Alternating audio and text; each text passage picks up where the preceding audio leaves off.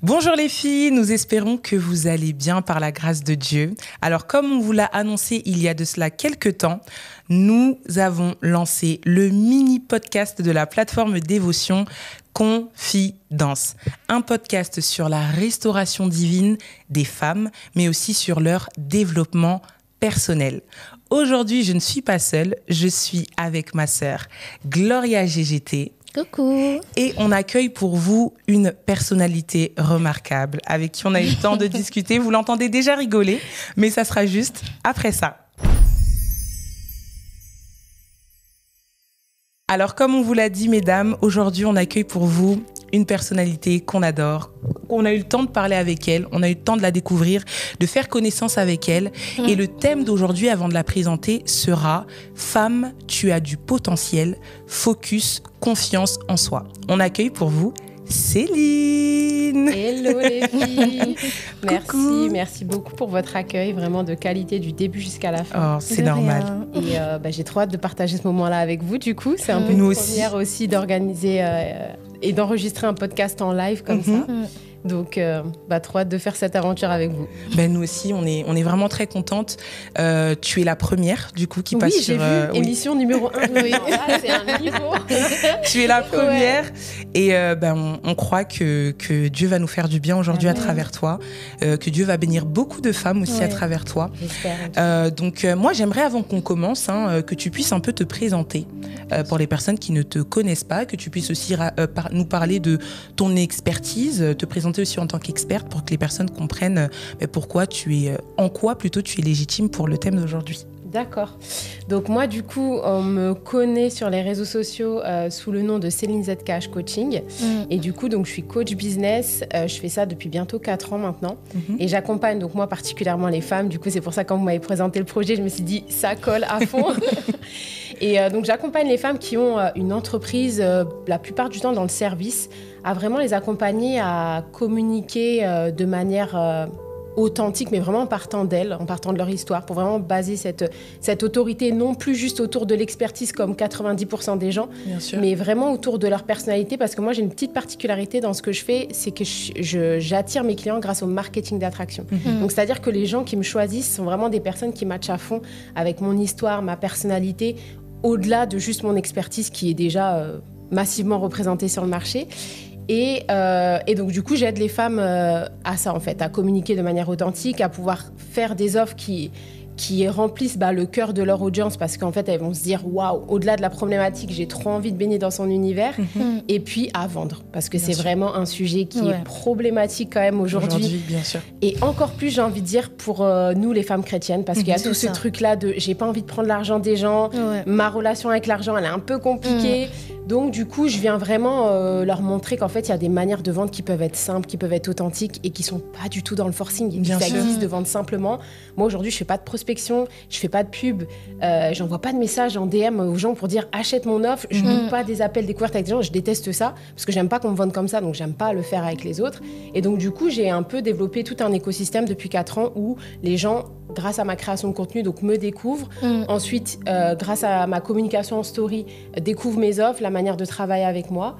Et ensuite, ils adhèrent, ils rentrent, et encore et encore. Enfin, c'est vraiment un business que j'ai créé de manière simple, fluide et hyper authentique. Et à chaque fois, ce que les filles me disent quand elles me rejoignent, c'est j'ai été attirée par ton message, par ta lumière, par ton énergie, je veux dégager la même chose. Donc, c'est vraiment un travail qu'on fait ensemble. Et effectivement, moi, je trouve que tu es quelqu'un de très solaire. Bon, on a préparé l'émission ensemble, donc on a eu le temps d'échanger, que ce soit au téléphone comme par message. Moi, j'aimerais juste, en quelques mots, que tu puisses aussi également nous parler de ton témoignage, puisqu'aujourd'hui, le thème, c'est la confiance en soi. Et toi, il t'en a fallu beaucoup. Et le Seigneur a fait aussi beaucoup de choses en toi. Et c'est ce qui fait qu'aujourd'hui, tu accompagnes toutes ces femmes. Moi, je regarde tes stories tous les jours. Hein, et donc, je vois qu'il y a aussi beaucoup de femmes qui font beaucoup de bons retours par rapport à tes accompagnements. Donc, j'aimerais bien que tu puisses nous flasher rapidement ton témoignage. Comment j'ai commencé. Bien sûr. Et surtout, nous faire aussi un focus sur l'importance de la confiance en soi, notamment dans ton témoignage aussi, s'il te plaît. Ce serait top. Préparez-vous, mesdames. Préparez-vous. C'est la partie qu'on aime. Prenez vos pop-corn, asseyez-vous.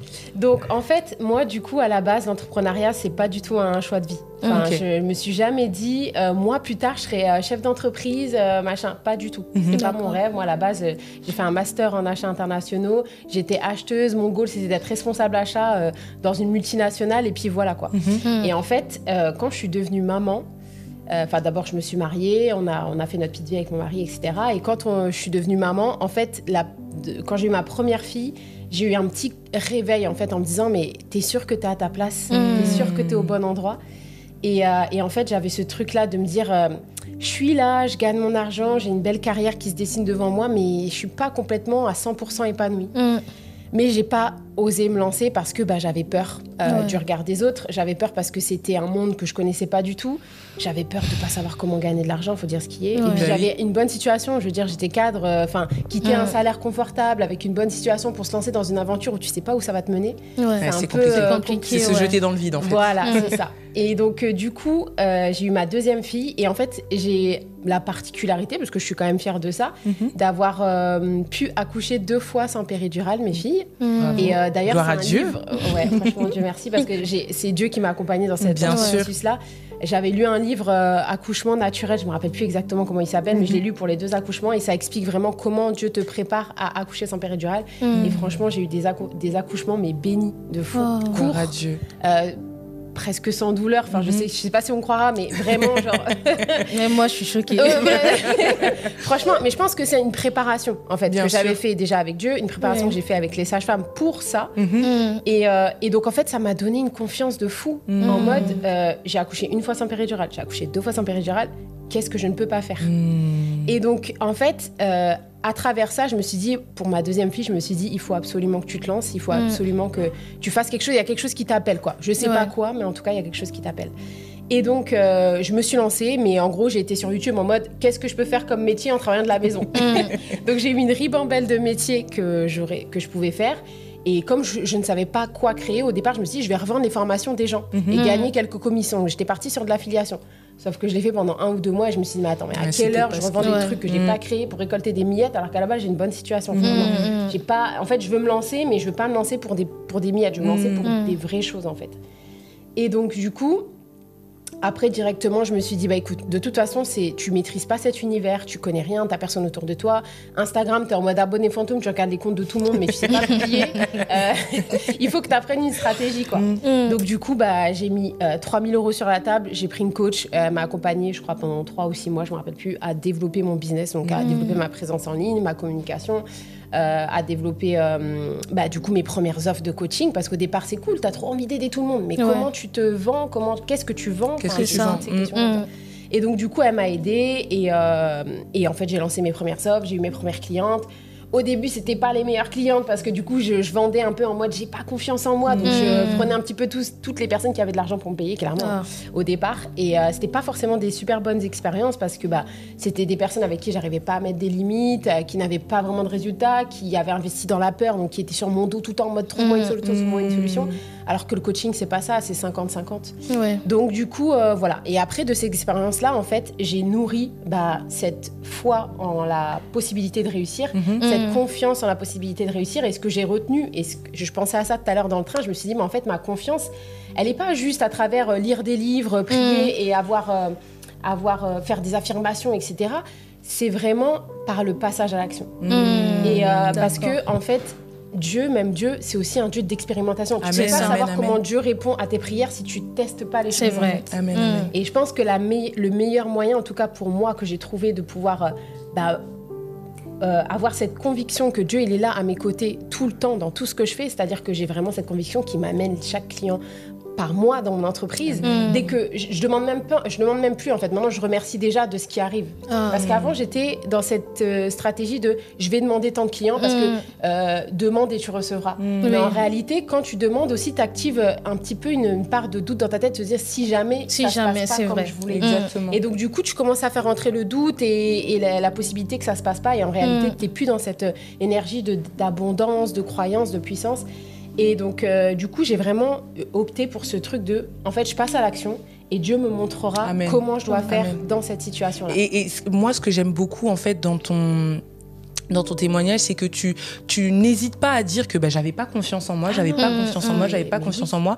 Mais en fait, les conséquences de ton manque de confiance en toi, en fait, faisaient que tu te remettais tout le temps en question et tu te disais, mais en fait, c'est pas la vie que je mérite. Et justement, on va le voir aujourd'hui avec le témoignage qu'on a de l'abonné qui a accepté. Et merci à Judith, du coup, qui a humblement accepté de nous partager son témoignage. Donc, je vais le lire. Yes. Et ensuite, on en discutera. Okay. Donc, bonjour les filles, j'espère que vous allez bien. Je me permets de vous écrire car je traverse une période compliquée. Depuis quelque temps, je ressens un profond manque de confiance en moi. J'ai toujours été quelqu'un de motivé et investi, mais les remarques négatives et le rabaissement constant que j'ai subi, que ce soit dans mon entourage ou surtout dans mon travail, ont fini par me faire douter de ma valeur. J'ai un rêve qui me tient à cœur, me lancer à mon compte, comme toi, et créer mon propre projet. Mais chaque fois que j'essaie d'y croire, les paroles négatives que j'ai entendues me reviennent en tête. On m'a souvent fait comprendre que je n'étais pas assez capable, pas assez forte, et aujourd'hui, ces doutes m'empêchent d'avancer. Pourtant, au fond de moi, je ressens cet appel à faire quelque chose de plus grand, à me réaliser pleinement, mais je ne sais pas par où commencer pour dépasser cette peur et ces blessures. Aujourd'hui, j'aimerais savoir comment je peux, avec l'aide de Dieu, surmonter ces blocages et me reconstruire. Avez-vous des conseils qui pourraient m'aider à retrouver confiance et à me lancer malgré tout? Merci d'avance pour votre réponse et pour tout ce que vous faites, Judith. Donc moi déjà, première impression, qu'est-ce que vous pensez de cet appel à l'aide de Judith? Alors pour moi, déjà en fait ce que tu es en train de vivre, Judith, c'est quelque chose que tout le monde vit. Je pense qu'avant de faire quelque chose, tu as toujours cette peur-là. Mais je pense qu'on va en parler après. Je vais pas tu vas pas trop spoiler. Ouais. On va spoiler. Et toi, Céline, qu'est-ce que tu en penses? Moi, il y a un truc qui me parle particulièrement par rapport à son témoignage, c'est le fameux regard des autres. En fait. Parce que moi, c'est un truc qui aurait pu m'empêcher de me lancer, clairement. Mais j'ai décidé de le contourner. J'ai décidé de le contourner finalement d'une autre manière, parce qu'en fait, quand je me suis lancée d'une manière un petit peu particulière que j'ai pas eu le temps de détailler tout à l'heure. Mais je me suis lancée en mode Anonymous en fait. Donc j'étais un avatar à la base, donc un petit personnage de dessin animé. Où en fait je m'étais représentée sous un petit pas un emoji mais un personnage animé de l'époque. On n'est plus dans les trucs d'IA aujourd'hui où tu peux être une vraie personne. Mais je m'étais représentée sous ça, ce qui fait qu'en fait j'ai pu me lancer sans avoir besoin d'avoir de questions de mon entourage, que clairement il y avait que mon mari qui était au courant. Et mon entourage pas du tout, parce que justement j'avais pas envie qu'ils me disent tu penses que ça va marcher, tu penses que les gens vont te payer, t'arrives à te faire des clients par mois. Et ça, ce genre de questions là, quand tu débutes, c'est le genre de questions qui peut te plomber, parce que clairement c'est pas le premier mois, le deuxième mois, le troisième mois que tu te lances que tu te fais de l'argent. Il y en a qui y arrivent, mais les personnes qui démarrent vraiment de archi zéro, c'est pas une réalité, c'est un automatisme. Donc du coup moi je m'étais représentée sous un personnage, et c'est vrai qu'au bout de 6 mois après je me dis je me montre clairement. Mais parce que dans ma tête j'avais pas ce mindset là de me dire que en fait les critiques que tu peux recevoir ou les observations comme ça que tu peux recevoir, en réalité, ça dit rien par rapport à toi, ça dit des choses par rapport à eux. Bien sûr, parce que c'est eux qui ont peur. C'est bien sûr. Donc du coup, ils transmettent leur peur sur toi. C'est vrai. Et toi, ça te pique parce que c'est une blessure qui est déjà ouverte. Et c'est ce que Judith nous dit. Et ça te pique pour ça. Mais en réalité, le meilleur moyen d'affronter ça, c'est de passer à l'action. C'est pour ça que moi, le passage à l'action, c'est vraiment un truc qui m'aide à faire plein de choses dans ma vie. J'ai toujours été déterminée à faire de grandes choses. Je suis partie en Angleterre, je parlais un anglais chaotique, mais je m'étais dit, je vais en Angleterre, il faut que je parle anglais. C'est la détermination. Voilà, la détermination. Et le passage à l'action, j'ai eu des postes, j'aurais jamais pensé avoir ces postes-là parce que mon anglais était chaotique. Mais à chaque fois, on me disait en entretien, ah non, mais ça se voit que tu as trop d'audace, on te laisse ta chance. Tu vois. Et en fait, les clients, c'est pareil. Elle, aujourd'hui, elle a un don qui lui a été confié. Et c'est même égoïste de se dire je le garde pour moi, parce que là il y a des gens qui sont en train de la chercher mais qui ne la trouvent pas. Ils sont potentiellement obligés de travailler avec d'autres personnes qui sont beaucoup moins qualifiées qu'elle, parce qu'elle c'est inné à l'intérieur. Les autres vont peut-être faire un petit truc vite fait ou pas autant qu'elle, et donc elle oblige les gens à travailler avec d'autres personnes parce qu'elle se lance pas. Elles sont pas assez capables. Et ça, en fait. moi juste avant que tu prennes la parole, ce que je trouve aussi super, c'est que c'est dans sa question. Bon, moi j'ai le témoignage sous les yeux, c'est vraiment en fait elle veut savoir comment elle a bien précisé, avec l'aide de Dieu, surmonter ses blocages et se reconstruire. Donc j'espère en tout cas qu'aujourd'hui, grâce à Dieu, et grâce à ton expertise que Judith aura toutes les réponses qu'elle et du coup, nous, on sait que toi, Céline, du coup, tu as l'habitude de travailler avec des femmes, tu as l'habitude de les accompagner. Pour toi, par rapport à ton expérience, quelles sont les causes vraiment du manque de confiance chez nous, les femmes? D'après ce que tu as vu. Excuse-moi. Oui. Parce que c'est vrai que tu as parlé de l'entourage, mais moi je trouve la question très pertinente parce qu'en fait au final il y a d'autres choses. Oui, il y a d'autres choses, déjà l'entourage. Moi je veux dire, je pouvais que me lancer avec confiance parce que par la grâce de Dieu j'ai un mari qui m'a toujours soutenue dès le départ, même quand les comptes étaient à zéro. Voilà. Vraiment, ça, c'est un truc... J'y pensais encore tout à l'heure parce que je me doutais que vous alliez me poser cette question. Je me disais, mais qu'est-ce qui a fait que... Et en fait, j'en parlais encore avec mon mari ce matin quand on s'est réveillés en lui disant merci en fait d'avoir cru en moi dès le départ. C'est toujours la première personne qui me dit encore, vas-y, investis, vas-y, fais ça, va chez le coiffeur, achète-toi des fringues, prends un photographe, Fais tout ce que tu veux en fait. Il croit en toi aussi. Ouais, voilà. Et il n'hésite pas à élever sa femme parce qu'il sait que moi, si je suis bien, si je suis confiante, si j'arrive à faire ce que je veux, lui aussi sera heureux, nos enfants seront heureux et notre foyer sera heureux. Et je sais qu'une des premières choses que mes clientes me disent quand elles arrivent et qui créent ce manque de confiance, c'est ce manque de légitimité qu'elles ont. Parce qu'elles ont appris une expertise, mais là elles se disent ouais, mais si je pratique mon expertise sur une personne et que la personne n'a pas de résultat, ça veut dire que je suis nulle. Alors qu'en réalité, dans le coaching, c'est 50-50. Bien sûr. Toi, tu vas faire ta part du taf et les gens vont faire leur part du taf.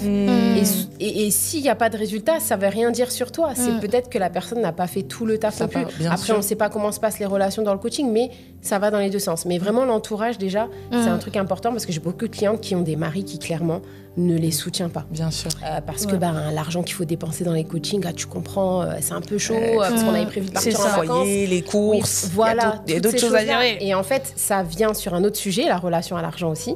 Parce que franchement, nous, on a beaucoup travaillé sur ça avec mon mari, mais la relation à l'argent, c'est aussi un gros problème. Parce que du coup, elles sont dans la difficulté, mais elles savent qu'elles doivent investir, mais elles n'y vont pas parce qu'elles ont peur de perdre l'argent, alors que c'est en se lançant et en passant en action qu'elles le récupéreront. Elles investissent pour récolter après, même plus parfois. Ouais, et même ce que moi, j'aimerais dire, surtout par rapport à ça, c'est qu'en tant que chrétien, nous aussi, on doit se dire que, en fait, on a un Dieu qui est là. Ton Dieu, il est là, même si parce qu'il y a d'autres personnes, je pense qu'ils n'ont pas forcément de mari ou même dans leur entourage. Il y a personne qui sont là pour les motiver ou quoi que ce soit. Donc, il faut aussi se dire que, en fait, tu as un Dieu. Exactement. Si tu pries un Dieu, il sera là pour toi, peu importe ce qui va se passer. Et donc, toi, Kézia, je sais que Kézia, elle est une entreprise de communication. Voilà, il fallait. Elle est une entreprise. Et je sais que toi, Kézia, tu as l'habitude aussi de travailler avec des personnes, des femmes surtout. Donc, toi, qu'est-ce que tu as remarqué, toi, chez les femmes? C'est vrai que je rejoins Céline sur le côté aussi de l'entourage. Mais je pense que... le manque de confiance en soi peut aussi venir de la perception qu'on a aussi de soi-même. À partir du moment où tu te vois comme la femme que tu penses être, tu auras cette facilité-là de te lancer. Tu auras cette facilité-là de dire non, moi je me considère comme ça, je me vois comme ça, donc je peux atteindre aussi ça. Mais si tu as déjà une mauvaise perception de toi-même, c'est très compliqué. C'est compliqué. Et même ce que tu es en train de dire, en fait, c'est quelque chose qui, moi, m'est déjà arrivé dans le sens où, c'est moi, je suis quelqu'un, genre, je ne montre pas forcément mes failles devant les gens. Je suis le genre de personne, je garde tout pour moi et... personne ne saura que je traverse une situation ou quoi que ce soit. Et moi, ce que je faisais le plus souvent, c'est que le matin, je me levais et je me parlais à moi-même. Et je me mettais devant un miroir et je commençais à parler. Gloria, tu sais que... Et toi... T'es une bête de meuf. Aujourd'hui, tu vas le faire. Parce que, en fait, moi, je suis enfant de Dieu. Et il faut le déclarer. Ça, c'est des choses qu'il faut déclarer. T'es enfant de Dieu, tu peux le faire. S'il y a d'autres personnes qui ont pu le faire, pourquoi pas toi? Pourquoi pas toi, exactement. Lève-toi et fais-le. Et puis, de toute façon, effectivement, juste pour rebondir sur ce que tu disais, si tu tentes pas la chose, tu peux pas voir comment Dieu va t'accompagner dans ça. Bien sûr. Ça aussi. Donc, moi, je suis tout à fait d'accord avec vous. Et de toute façon, là, on va aller dans la fin de l'épisode. C'est des épisodes, comme vous l'a dit, c'est des mini-podcasts. Donc, on fait au mieux. Mais n'hésitez pas, si vous voulez une partie 2, n'hésitez pas à nous écrire ça en commentaire. Et j'espère que Judith, tu reçois ta part aujourd'hui parce que nous, là, on reçoit notre part et on essaye de donner aussi. Voilà. Donc, moi, j'aimerais juste... donc, on voit que ça peut créer aussi des traumas et du retard aussi dans notre destinée parce que c'est quelque chose que tu as dit. En ayant peur et en ayant un manque de confiance en nous-mêmes, au final, on ne rencontre pas les personnes qu'on doit impacter. Mais à part ça, est-ce qu'il y a d'autres conséquences qu'il faut mettre en évidence pour justement, comme ça l'a fait pour toi, créer un déclic et créer une action pour atteindre cette confiance en soi? Déjà, en fait, il y a une des choses aussi principales quand tu te lances, c'est de savoir pourquoi tu le fais. Parce que ce projet-là que Judith t'a à cœur, c'est un truc que tu as à cœur. Tu n'as même pas parlé de la potentialité de faire de l'argent avec ou quoi, même si c'est une conséquence logique qui va arriver. Mais tu as un pourquoi, en fait. Et ce pourquoi, cette mission qui est dans le cœur, il faut qu'elle s'exprime. Parce que tôt ou tard, c'est comme si elle va péter, en fait. Ça va sortir. En fait, ce qu'elle a dans le cœur, il n'y a que elle qui l'a comme ça dans le cœur. Donc, il faut que... Enfin, si elle ne répond pas, c'est comme si elle ne répondait pas non plus à ce que Dieu lui demande de faire. Parce qu'elle dit qu'elle veut que ce soit Dieu qui fasse ces choses. Mais là, c'est comme si Dieu lui disait vas-y, mais elle refuse. Elle veut pas. C'est ça. Exactement. Donc, c'est comme si tu disais... Tu entends, Judith? Tu entends? C'est comme si tu disais non à une porte qu'on t'ouvre. Ça se trouve, elle a prié longtemps pour se dire ouais, Seigneur, je cherche ma voie, je cherche ce que je vais faire. Il lui met ça dans le cœur et puis elle dit c'est toujours encore oui, Seigneur, je cherche ma voie. Mais la réponse est là. Elle est là. Il faut, tu vois. Il faut. Donc, voilà. Des fois, il faut pas attendre des trucs trop miraculeux, etc. Dieu, il parle de manière simple. Amen. Moi, je vois qu'il parle dans mon business à chaque fois de manière simple. C'est-à-dire, il va m'amener une cliente qui va me dire tel truc et je vais voir le clin d'œil. Il va m'amener une autre personne qui va apporter un truc particulier que j'avais vu. Et là, c'est un clin d'œil encore. Amen, tu vois, amen. ou des vidéos qui vont m'inspirer, etc. Mais c'est comme ça que je le vois. Je ne le vois pas juste parce que je prie et j'écoute une voix qui vient de je sais pas où. C'est dans le quotidien, en fait. Amen, amen, amen. Et même moi, si j'ai quelque chose à rajouter, Judith, si tu me regardes, il faut avoir confiance en Dieu. C'est-à-dire que là, je pense que peut-être c'est Dieu qui t'a mis à cœur de faire ce projet-là. Aie confiance en lui, c'est-à-dire lève-toi et lance-toi. Là, ce que tu es en train de me dire, même cette émission, elle me touche beaucoup parce que du coup, ça répond aussi à une problématique que j'ai. C'est pas parce qu'on est là que tu profites. Elle profite, hein. Je récupère des informations. Donc vraiment, Judith, lance-toi, Mago. T'inquiète pas, ça va aller. Et moi, pour du coup terminer, j'aimerais juste que tu puisses, de manière concrète, parce que c'est vrai que oui, on a l'habitude de parler, voilà, faut faire le manque de confiance, ça apporte ça, le manque de confiance, si. Mais est-ce que tu peux conseiller peut-être 2 actions? Gloria, tout à l'heure, elle nous a dit qu'elle se levait et à travers le miroir, elle se parlait. On sait que la foi vient de ce qu'on entend. Donc, c'est aussi important que nos oreilles puissent entendre ce que notre cœur ou nos pensées sont en train de dire. Mais est-ce que tu as peut-être 2 actions que tu peux dire rapidement à Judith qu'elle peut mettre en évidence tout de suite pour aller avoir confiance en elle et se lancer directement? Judith, c'est Dieu qui te parle. J'aime beaucoup cette question parce que dans tout ce que je fais, moi, c'est toujours le passage à l'action. J'aime pas trop dormir sur des choses un peu passives qui n'apportent rien. Donc, la première des choses, déjà, dans le côté factuel, ce serait de juste se dire qu'elle va sur les réseaux sociaux et qu'elle ouvre un compte, tu vois, qu'elle ouvre un compte avec... Voilà, ça c'est la première action. Ça l'engage à rien, mais déjà, elle s'engage envers elle-même de se dire « j'y vais ». Et la deuxième chose, c'est vraiment qu'elle se pose et qu'elle écrive toutes les choses qu'elle a réussi à faire dans sa vie depuis qu'elle est sur cette terre. Parce que, comme je te dis, moi, le fait d'avoir accouché 2 fois sans péridurale, ça fait partie de mon histoire. Ça se trouve, il y en a d'autres qui ont accouché 10 fois sans péridurale, pour qui c'est la base. Mais moi, je pensais pas à la base, la première fois que j'ai été maman, je me suis dit, je vais faire la péridurale comme tout le monde. Et en fait, après, j'ai réfléchi, bref, je me suis posée, je me suis dit, non, je veux faire ça parce que je veux expérimenter ça avec Dieu aussi. Et en fait, ça fait partie des choses que j'écris, ce dont je suis fière, en fait. Et puis, elle va reconnecter avec des choses avec lesquelles elle est fière, puis elle va se dire ah mais je suis quelqu'un en fait. Tu vois, c'est ça exactement. Parce qu'en fait notre cerveau retient que ce qu'on fait de mal. Tout ce qu'on fait de bien, oublié en quelques secondes, il n'y a plus rien. Donc elle est capable de se rappeler de l'erreur qu'elle a fait il y a 10 ans, mais de tous les trucs qu'elle a réussi entre temps. Ah là, elle est amnésique. C'est vrai. Donc il faut écrire en fait, qu'elle écrive ça. Comme ça, elle va commencer à se dire ah ouais, quand même, je suis quelqu'un, j'ai fait des choses, j'ai de l'expérience en plus dans ce domaine-là, j'ai aidé telle personne. Enfin, qu'elle se rappelle en fait de tout ça et qu'elle qu'elle ouvre sa page, en fait. Exactement. La première action. Waouh, franchement, j'aime beaucoup ce que tu es en train de dire. Effectivement, Judith, souviens-toi de ce que tu as fait de bien, souviens-toi de ce que tu as fait de bien, qui fait qu'aujourd'hui, tu es la femme que tu es aujourd'hui.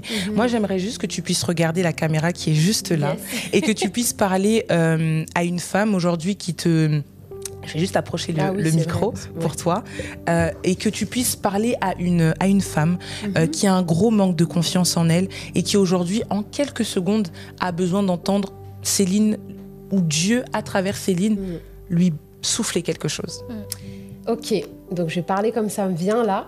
Donc si tu m'écoutes et que tu es dans cette situation, dis-toi que la confiance n'a rien à voir avec la perfection.